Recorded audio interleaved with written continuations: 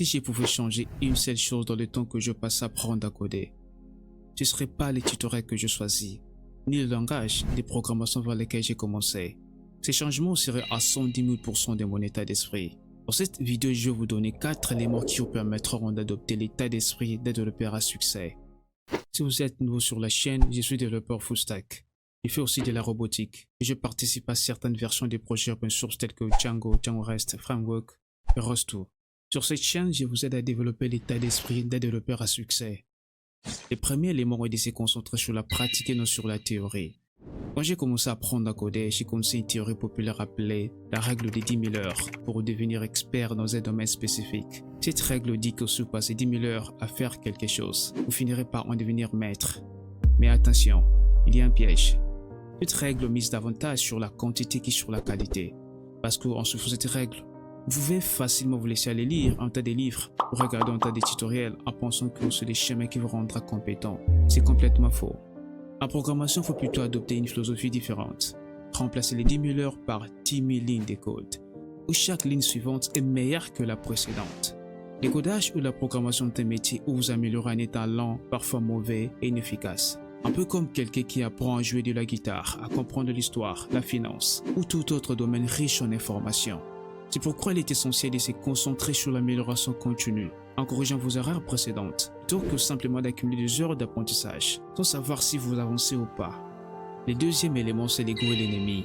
Quand j'ai commencé à peine à programmer, je ne voulais pas faire un simple portfolio ou un modeste site web de recettes. Non, je voulais tout de suite impressionner les autres en faisant des trucs cool. Je voulais faire un clone de YouTube, un clone de Facebook.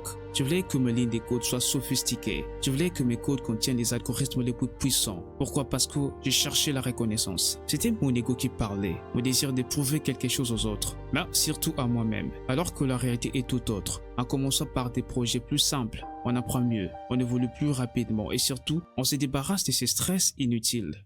Le troisième élément est de changer la phrase « Tu ne peux pas en je peux apprendre comment le faire ».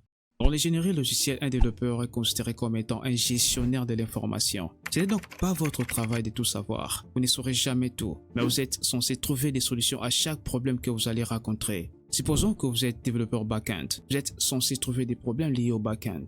Et si vous rencontrez un problème que vous n'avez jamais vu, vous êtes obligé d'apprendre avant de les résoudre. Parfois, c'est inconfortable d'avoir l'impression d'apprendre tout le temps, mais en tant que développeur, il faut l'apprécier. Il faut accepter cet inconfort parce que ça fait partie de notre travail. Les outils seront toujours là, donc ça vaut pas la peine d'avoir peur. Le quatrième élément, c'est que vous ne maîtriserez jamais la programmation. Beaucoup de gens me posent ce genre de questions. Dois-je maîtriser l'HTML avant de commencer le CSS? Dois-je maîtriser le langage X? Dois-je maîtriser le back-end avant le front-end? Écoutez, vous n'êtes pas censé maîtriser le langage de programmation, ou soit toutes les technologies liées à la programmation. Vous êtes censé construire des choses avec et les itérer. Vous comprendrez vaguement certains concepts de programmation en les lisant dans un livre ou en les regardant dans un tuto, mais si en les utilisant plusieurs fois dans un projet que vous finirez par en comprendre l'utilité. Imaginez que vous voulez comprendre comment fonctionne la boucle while. Vous savez ce que je faisais? Je regardais un tas de tutos, je lisais un tas de livres et de blogs jusqu'à ce que je la maîtrise, avant de l'utiliser dans un projet. Or, suivre ce schéma est complètement faux. La meilleure façon, c'est de dire, ok, je vais regarder juste un tuto, lire juste un blog sur les concepts, puis je vais l'utiliser dans un projet. Mais peut-être vous posez cette question, comment devrais-je trouver un travail si je ne maîtrise pas une technologie particulière? Si vous avez ce genre de pensée, vous faites fausse route. Un client ou une entreprise se fiche complètement que vous maîtrisiez une technologie ou non. Ce qu'ils veulent, c'est que vous soyez capable de résoudre le problème que l'entreprise va rencontrer ou satisfaire vos clients.